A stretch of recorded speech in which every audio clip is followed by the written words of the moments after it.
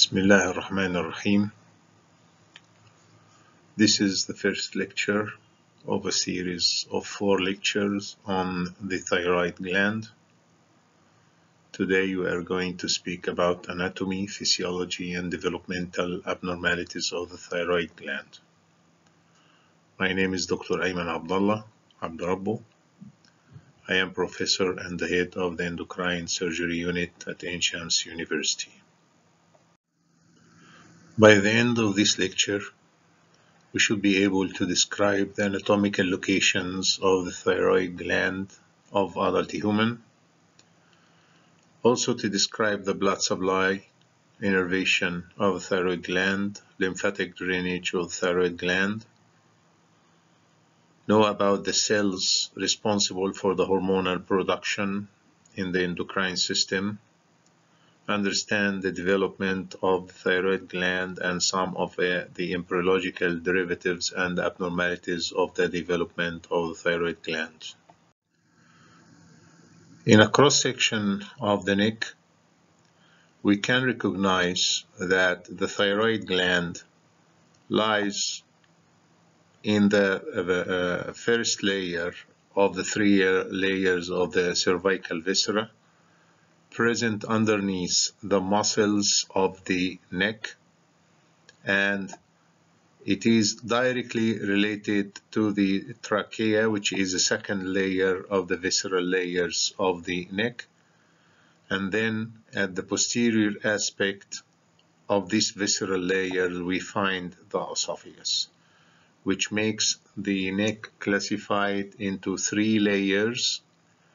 These 3 layers are the endocrine, the respiratory, and the alimentary layers. The gland again is light brown in color, fleshy in consistency, and it's almost 15 to 20 grams in weight. Each loop of the thyroid gland lobes is almost 4 by 2 centimeters in dimension, and it's 20 to 40 millimeters thick. The thyroid lobes located anteriorly the neck from the level of C5 to T1, extending also from the inferior border of the thyroid cartilage down to the 6th tracheal ring, and the muscles sternothyroid cover the anteromedial part of the thyroid lobes, and the lateral aspect of the thyroid lobes is almost deep to the sternomastoid muscle. As we said, the isthmus connects the two thyroid lobes, and it crosses in front of the 2nd, 3rd, and 4th tracheal rings. It's a thin layered connection between the two lobes, thyroid lobes, formed of thyroid tissue. Sometimes, as clear here in the picture, the isthmus might not be complete. In 50% of cases, a pyramidal lobe projects upwards from the isthmus, as we said before, connected upwards by a fibrous tract to the hyoid bone. Sometimes it can be containing muscle fibers, and this is called the levator of the thyroid gland, and it can sometimes continue up to the base of the tongue. The connection between the isthmus and the hyoid bone is called the Thyroglossal duct, which is usually a fibrous band, or sometimes including muscle fibers. But sometimes in the course to the hyoid bone, some of the thyroid tissue can be present, not directly connected to the isthmus. It's not a pyramidal lobe, so we call it accessory thyroid tissue. Again, here the oblique line of the thyroid cartilage, where the sternothyroid muscle is attached, is showing how the insertion of the sternothyroid muscle hinders the growth of the upper thyroid pole upwards but the thyroid can grow downwards in a retrosternal extension.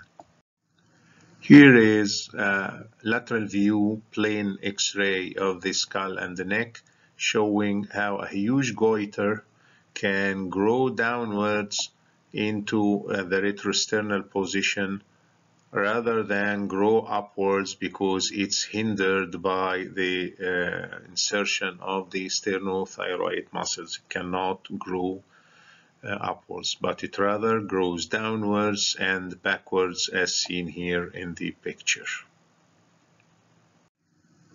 This is a very important point, because simply this the base is why we should ligate the inferior thyroid artery during thyroidectomy close to the thyroid lobe after the inferior thyroid artery have given its branches to the parathyroids. Otherwise, if we ligate it far from the gland, as was done in the past, it's usually cutting off the blood supply of the parathyroid glands totally, and this leads to permanent hypocalcemia. Now, in an anterior view, we can see again how the external carotid artery is giving the superior thyroid artery, and the superior thyroid artery goes directly to the upper pole of the gland, and that the inferior thyroid artery is coming from the thyrocervical trunk, a branch of the first part of the subclavian artery, and goes upwards and then goes obliquely to reach to the inferior pole of the thyroid gland. Another artery that is rarely present or rarely seen, which is the thyroid artery that comes directly to the isthmus, or the lower part of the isthmus, coming from the brachiocephalic trunk directly in front of the trachea. It's a small artery that supplies the isthmus, and it anastomoses with the branches of the inferior thyroid artery. Now, it's very important to realize the relations between the arterial blood supply and the nerves going to the larynx coming from the vagus. On the right side of the figure, the vagus nerve coming from the base of the skull. At this point, high up in the neck, it gives what we call the superior laryngeal nerve. This superior laryngeal nerve splits to give two important branches. One is called the internal branch, or internal laryngeal branch, and the one is called the external laryngeal branch. The external laryngeal branch, if we compare its course to the course of the superior thyroid artery and vein, we'll find that the course is almost identical. Actually, they move from upwards downwards. The nerve enters into the cricothyroid muscle to supply it, while the artery and the vein goes to the upper pole of the thyroid gland. Ligating these vessels during thyroidectomy can cause injury of the external laryngeal nerve with loss of high-pitched voice. That's why in thyroidectomy, it's very essential to ligate the vessels close to or even within the substance of the thyroid gland to avoid injury of the external laryngeal nerve.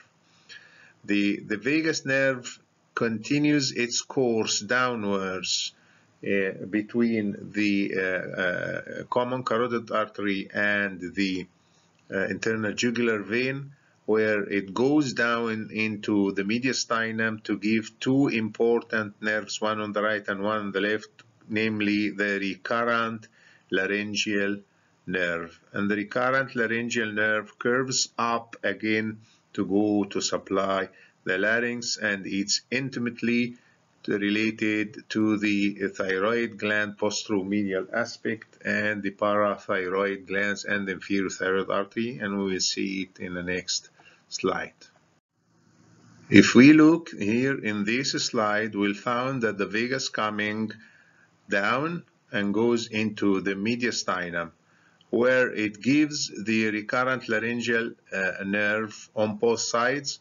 On the right side, it curves around the subclavian artery and goes up to the posteromedial aspect of the thyroid.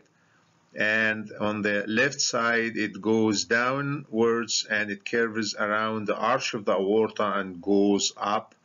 Both of these nerves goes up and up and up until they reach into the larynx on both sides. It's quite close how intimate to the trachea are, and on the other side, how intimate to the inferior thyroid artery and of course to the parathyroid glands, which is a very crucial point during the identification of nerve, not to injure it during the total thyroidectomy procedure.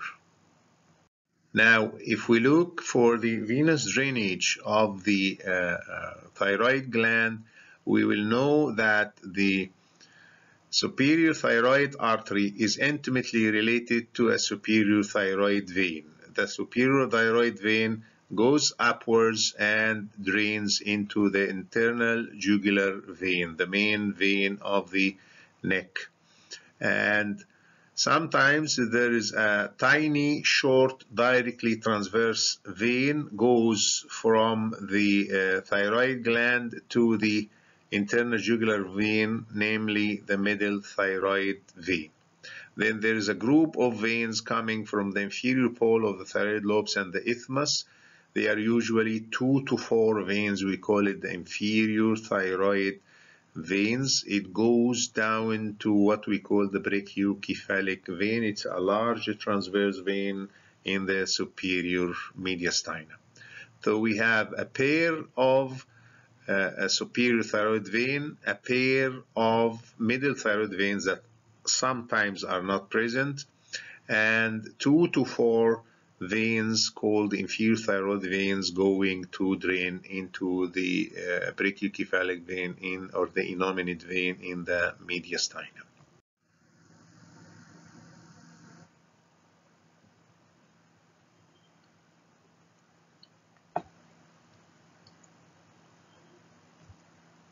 Here is again the superior, middle, and inferior thyroid veins as seen in the figure with the arrows. Superior, middle, which is tiny and short directly to the internal jugular, and the inferior thyroid vein to the large innominate or brachiocephalic vein. Once more, the network of veins: the superior thyroid vein, the inferior thyroid veins, and the middle thyroid vein if ever present. This slide shows the lymphatic drainage of the thyroid gland, which is in fact very rich lymphatic drainage. Lymph nodes in the central area, which is the prelaryngeal, which we call it the Delphic or Delphian lymph nodes, the pretracheal lymph nodes, and then the paratracheal lymph nodes. These are called the central lymph nodes or level 1 lymph nodes. Then after that, it goes to the upper and lower deep cervical lymph nodes on both sides, and sometimes even they go to the brachiocephalic lymphatics or the thoracic duct at the root of the neck on the left side. Regarding the nerve supply of the thyroid gland, it's derived from the superior, middle, and inferior cervical ganglia of the sympathetic trunk. The nerve fibers reach the thyroid through the cardiac periarterial plexus, through the superior and the inferior thyroid arterial plexuses. We have to say here that the nerve supply has nothing to do with the secretion of the gland. It's only vasomotor. It affects the blood supply, but it has no effect on the hormone secretion. And the hormone secretion is regulated through the TSH hormone, through a special regulatory mechanism that we will discuss it soon. Now we will start to take some notes about the physiology and the biosynthesis of the thyroid hormones. Dietary iodine is absorbed after ingestion.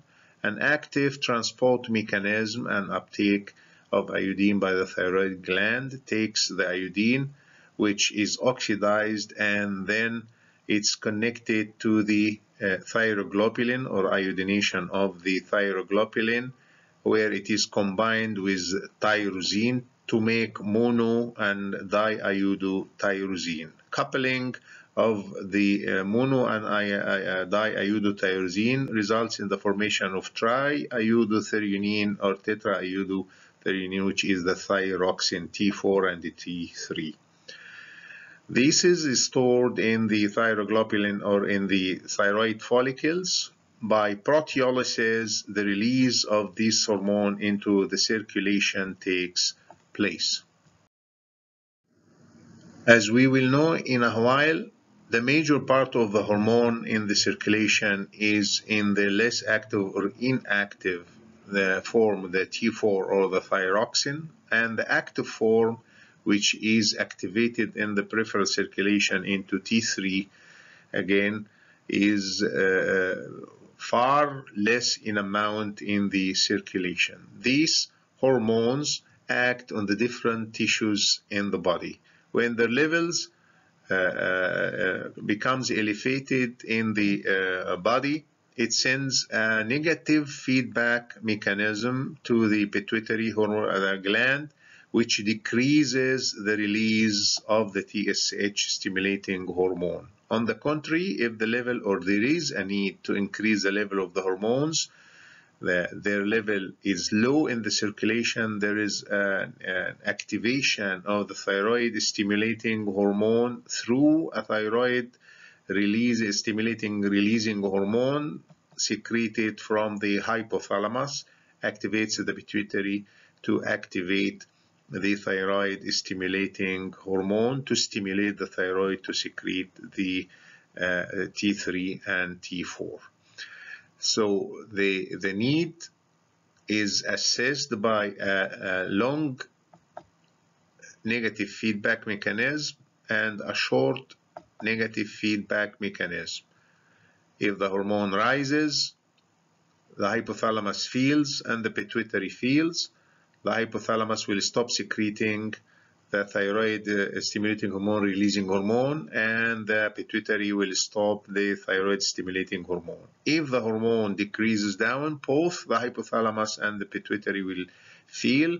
The hypothalamus will stimulate the pituitary through the thyroid stimulating releasing hormone to produce the thyroid stimulating hormone to stimulate the thyroid to produce the thyroid hormones. The thyroid hormones in the circulation, as we see, T4 is 4.5 to 11 microgram per deciliter, while the T3 is 60 to 180 nanogram per deciliter. It's 100-fold or almost 100-fold less than the T4. The T3 is a more active form. It is released in traces from the thyroid. The majority is T4, and there is a peripheral activation in the tissues of T4 into T3 to carry the physiological effects. These thyroid hormones are 99% circulating T4 and T3 are bound to plasma carriers. They are not free. Only freed the portion of the hormone that is necessary to make the physiological activity.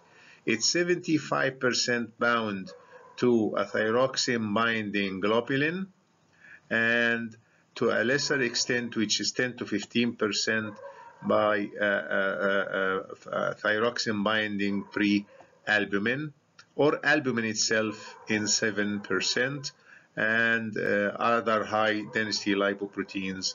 These carriers can be affected by physiological changes, drugs, and the disease. So it's some sort of interaction. Hypoproteinemia affects drugs, and some diseases that decreases the protein affects the level of the thyroid hormone. Now, regarding the function of the thyroid hormones has crucial value on all tissues of the body. It plays a role in growth and the development.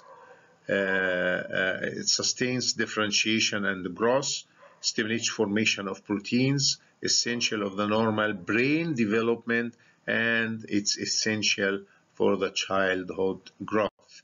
Also, the thyroid hormones play a very important role in the development of the central and nervous system and its maturation and its function, and alterations of the or decrease in the thyroid hormones leads to alterations in the cognition function and hypothyroidism very early in childhood. We know the disease cretinism, with its deleterious effect on the growth, mental and physical, regarding the function of the CNS and the different body tissue growth.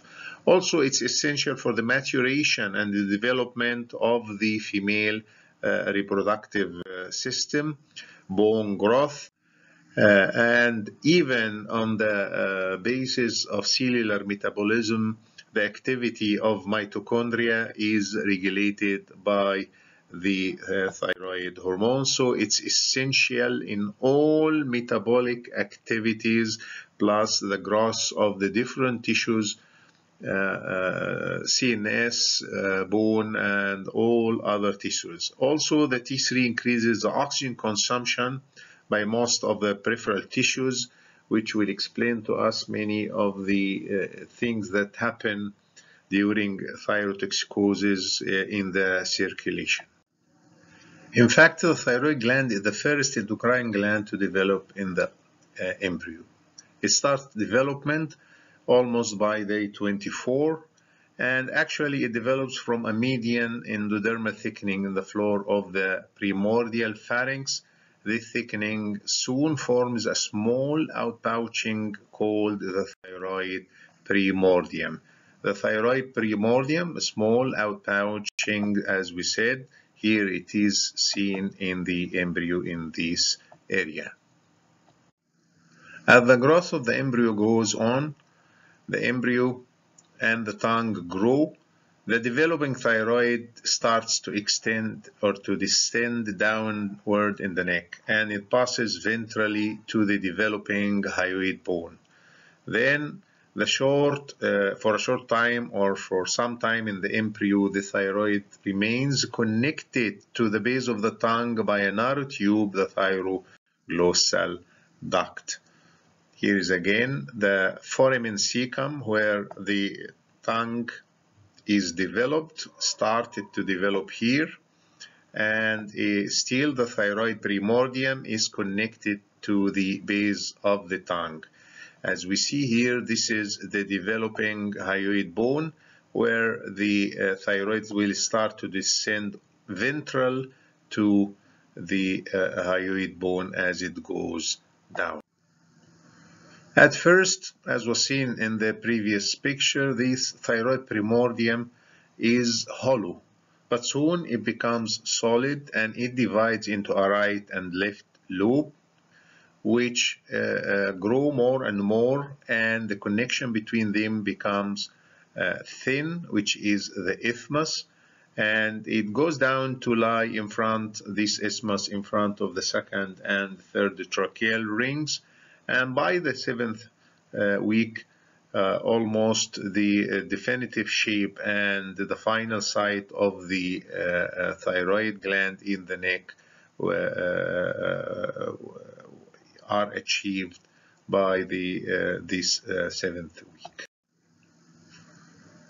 As seen here, the foramen cecum and this connecting atrophic duct, which will soon be obliterated and atrophy or disappear, and the gland will keep going down in front of the hyoid bone until it attains its normal position in front of the trachea by the 7th week. Normally and usually, the thyroglossal duct is degenerated completely by the 7th week, and the proximal opening of the thyroglossal duct persists a small bit in the base of the tongue, which is called the foramen cecum. Sometimes a pyramidal lobe, as we said in the anatomy, can extend up to 50% from the isthmus upwards in the remnant of, or as a remnant of the thyroglossal tract. And as we see here, the normal pathway of the thyroid from the foramen cecum in front of the hyoid bone and then downwards in front of the trachea, with or without a pyramidal wall connected to the isthmus of the gland. From understanding this course of descent in front of the hyoid bone and this tract which became obliterated and degenerated, sometimes we can find that the pyramidal lobe may be attached to the hyoid bone by this fibrous band or smooth fibers, muscle fibers, which we call it the levator glanduli thyroidi or levator of the thyroid gland.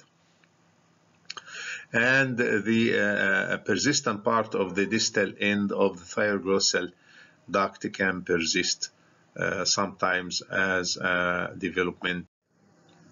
Now, how are the thyroid tissues formed? The thyroid perimordium consists of solid masses of endodermal cells. It's formed of endodermal cells. This cellular aggregation later breaks into a network of epithelial cords, and by the 10th week, the cords have divided into smaller cellular groups.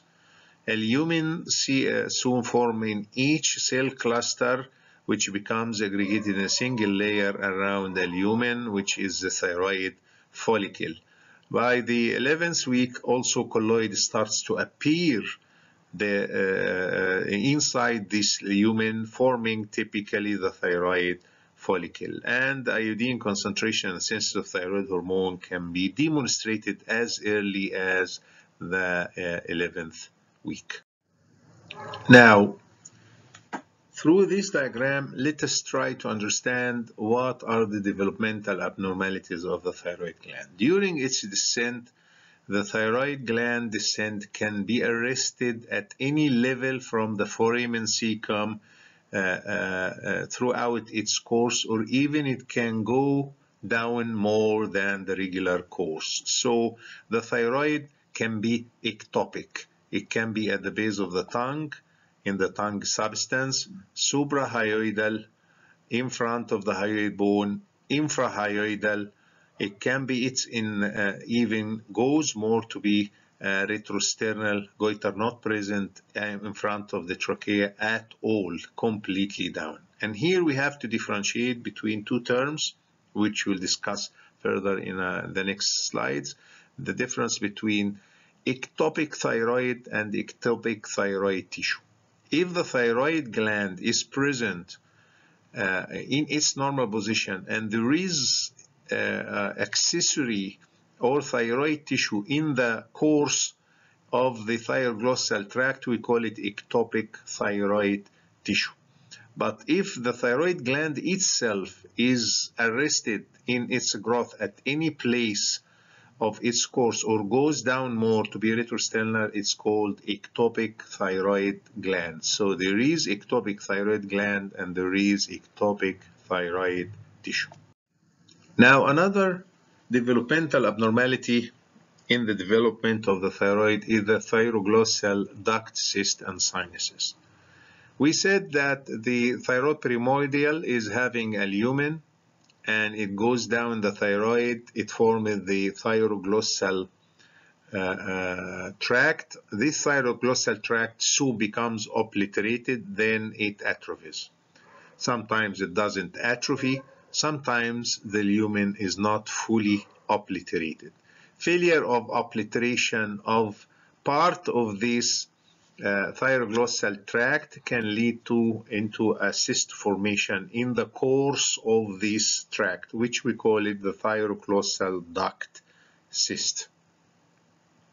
It doesn't atrophy completely, leaving a part or a remnant of it may persist to form a cyst in any place of its course, starting from the base of the tongue to the isthmus of the thyroid or the front of the neck. As we see here in the figure, the cyst can be any place in the course of the thyroglossal tract, either base of the tongue, suprahyoid, prehyoid, infrahyoid, down to the thyroid isthmus. On the right side of the figure, here is some types of the cyst. As it harbors lymphatic tissue, as I said, it can be inflamed. Actually, it presents early in childhood when the child is subject into recurrent upper respiratory tract infections, leading to distension of this cyst with fluid. So it usually presents by age of 1 to 3 years, can present later in adulthood as seen here in the picture, but usually presents early in childhood. And it can be just a cyst, or it can be infected, and it leads to the formation of an abscess. And in case of drainage of an abscess, it will lead into the formation of a thyroglossal fistula. So a thyroglossal duct cyst is a congenital disease or an abnormality in the development of the thyroglossal tract, but the fistula or the sinus is actually an acquired condition. It is not a congenital like the branchial fistula, which we'll take it later on in some place in the course, and it can be congenital or acquired. But the thyroglossal duct cyst is congenital. The thyroglossal duct sinus or fistula is always acquired after drainage of an infected cyst. Its treatment, of course, is excision of the duct. It's called the cyst and the duct. It's called a cyst trunk operation, where an incision is done over the cyst. It's dissected with the tract with excision of the central part of the hyoid bone, and following the tract up to the base of the tongue. Or in other way, we should excise not only the cyst but the whole tract to avoid any recurrence of the cyst at any other place of the thyroglossal tract during its course. As I said, ectopic thyroid gland can happen at any place of its course of descent, or even it can go down into the mediastinum. These are the potential sites where it can develop. It can go at any place other than its normal place. Sometimes there is something called thyroid dysgenesis. It's failure of development. Sometimes the thyroglossal cyst is a cyst in a thyroid tissue that is ectopic thyroid gland. That's why in the thyroglossal cyst, we have to diagnose it with sonar. In the past, we were doing a thyroid scan to assess the presence of other thyroid tissue. Now we depend on the thyroid ultrasound, because if we excise the cyst and there is no other thyroid tissue, we made a total thyroidectomy for a child, which can be a trouble if it's not diagnosed. Up to 10% of adults may harbor some ectopic tissue. It means that the thyroid gland is in position and the ectopic thyroid tissue is in another place. The ectopic thyroid gland can be lingual or sublingual or pretracheal, submandibular, on the carotid bifurcation, etc., etc. Important to differentiate between the ectopic thyroid gland, the thyroglossal duct cyst, because excising a thyroglossal and ectopic thyroid, including a cyst, can be total thyroidectomy, especially if in children, can lead to severe hypothyroidism. Thank you very much, and meet you in the next thyroid lecture.